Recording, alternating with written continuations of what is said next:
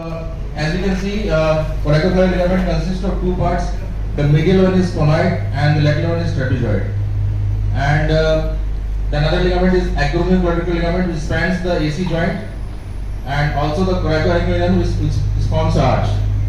So out of these two ligaments, for the anteroposterior stability, the ligament that is helpful is this acromioclavicular ligament. So it has a superior, inferior, anterior and posterior parts. So this helps in the anteroposterior stability. And for the vertical stability, the ligament responsible is coracoid ligament, conoid and trapezoid. Conoid ligament is attached almost around 4 cm from the lateral end of the clavicle, and trapezoid around 2 cm from the lateral end of the clavicle.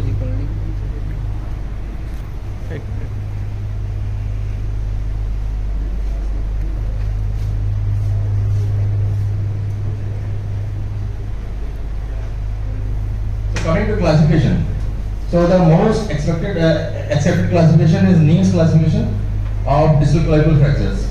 So it depends on the where the fracture is in relation to the coracoid ligament.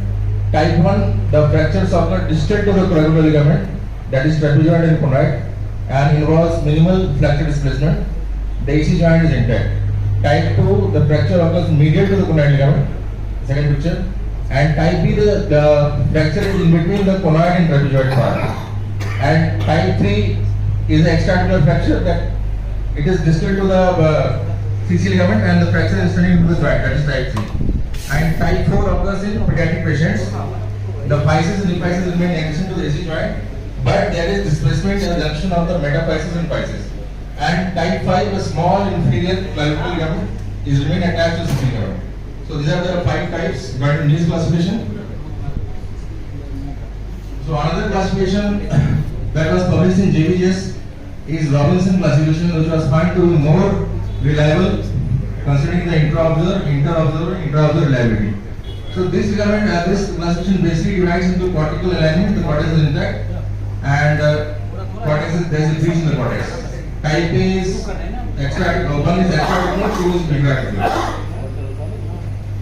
Fracture has been reported in 10 to 44% of patients, and the most problematic fracture is type 2. That has the highest incidence of non-eminent. In our case was type 2. Maybe type 2 we cannot help, but 100% is the type 2 considering the amount of displacement that we have. So several studies have questioned the clinical relevance of distal clavicle non-eminent. However, non-surgical and surgical management provide similar results. The decision whether to operate may be influenced by the amount of fracture displacement and the immediate demand of the patient. Surgical options to achieve goal include all options discussed, and the last line is very important. Each technique has advantages and disadvantages. Insufficient evidence exists to demonstrate that any one technique consistently provides the best results. So this was the study on 2000. Otherwise, if the plate removal is delayed, that can lead to catastrophic complications. So the patient has to consult that ideally the plate should be removed within 3 months.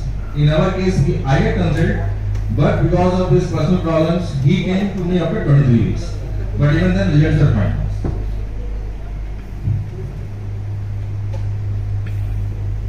So what we did, given the high rates of non-eminent associated with unstable distal clavicle fractures and higher rates of complications associated with delayed treatment of distal clavicle fracture, and patient expectations. We discussed everything with the patient and told him about the pros and cons of each and every procedure.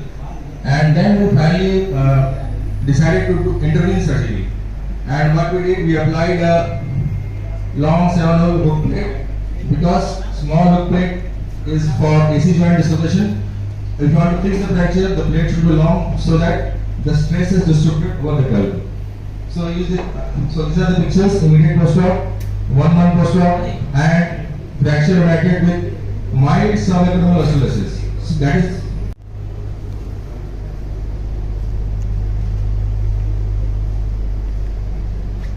removal of implant. So we removed the implant after 23 weeks, but before that we confirmed the border seat. So we are not sure whether it has really united. So we did a CT scan. It was confirmed Then we proceeded for removal of the implant. So this is the X-ray. Removal was easy. There was hardly any problem. The plate came out easily.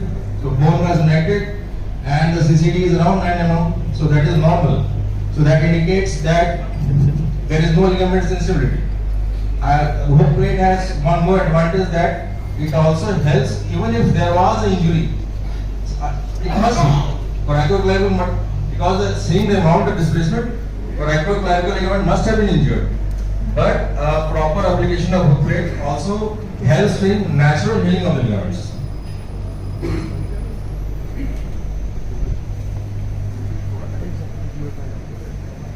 So I did an MRI also.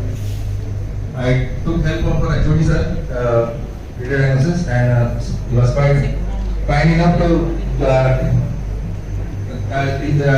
do some dedicated sequences, PD square and stuff. And we found that there was no abnormal hypertension signal or edema. Lateral node clavicle at the site of hook plate, there was no evidence of any bone or edema. AC joint, there was no food collection, and brachial plexus sequence, no one is seen. So this picture.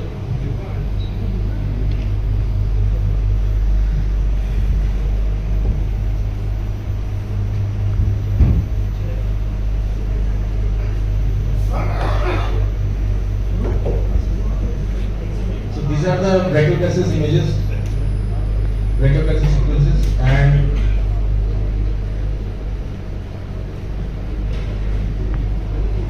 there was post-operative changes where the implant was removed, but there was no signal as such. So there was no injury to any ligament, or it might have healed by the time it was removed. So this is the function of the patient. As of 22/8, patient was.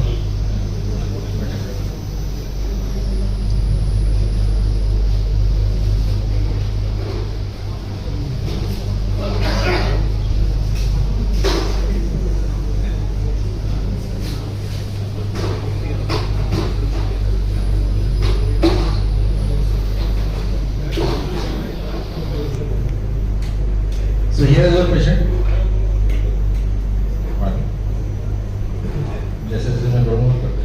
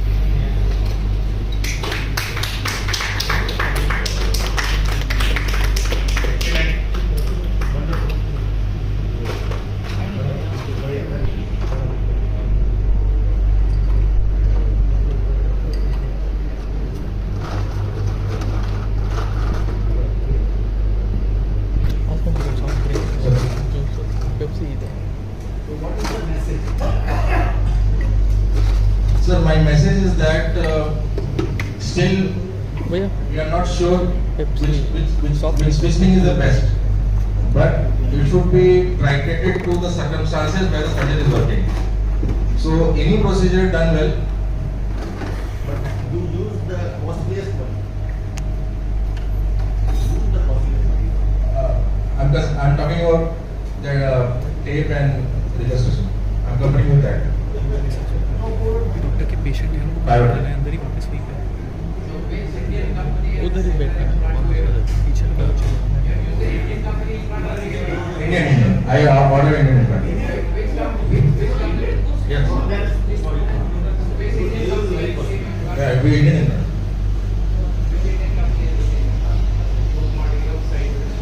Sharma. Everybody is name.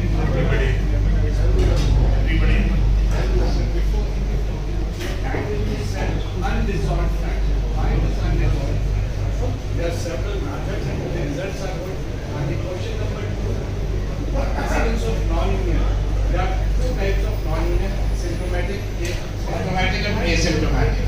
Yes, sir. So we bother about the symptomatic non-unions. Yes, sir. Asymptomatic non-unions, You don't bother because the incidence of symptomatic non-unions is quite less. yes, sir. That requires actual treatment. Yes, In case of non So in our case, there was almost skin tenting was there, and patient was active. He's an active person, so he didn't want to have any complications regarding non-union. And that, but sir, in this, why did you choose this to play? Was there not any other option for this? so another option, In this case, you have to take out the plate also. yes, sir. You have very high chances of complications.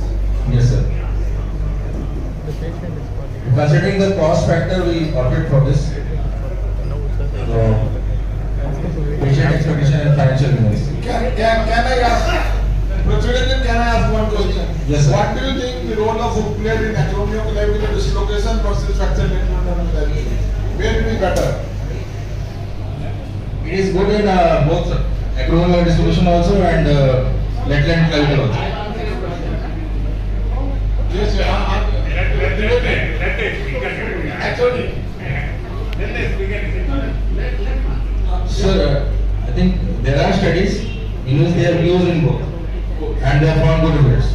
another thing I want to ask, you did MRI after removing the plate. Yes, sir. Could you assess the corticoclavicular ligament actually? Yes, what the special sequences were done, I have got this is not very clear here. So these were the findings. There was no abnormal hypertension signal edema. Lateral calico there was no bone edema, and where the plate was there were just only post-operative changes.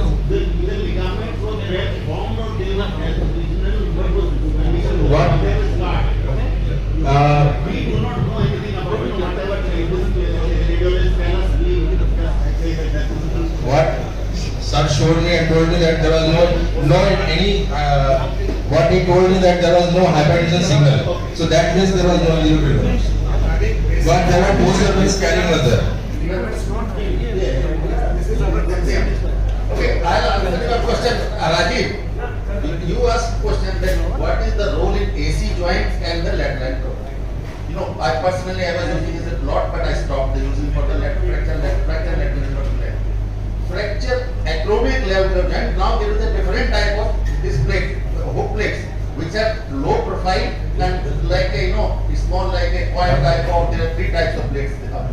These are not in India still, but they will come maybe after 6 months or 7 months. But they are made for only AC joint. So, second thing is, if we go by the classification, for AC joint dislocation, there is one more classification, type 3.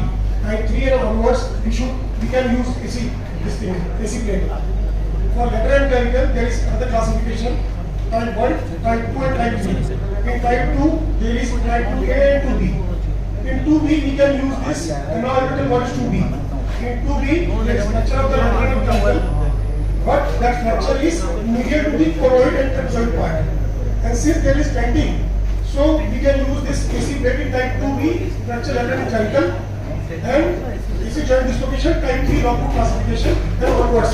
3, 4, 5, 6. And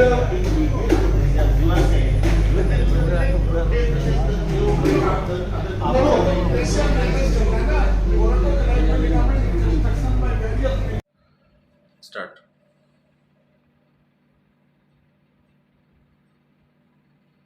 करते जाइए.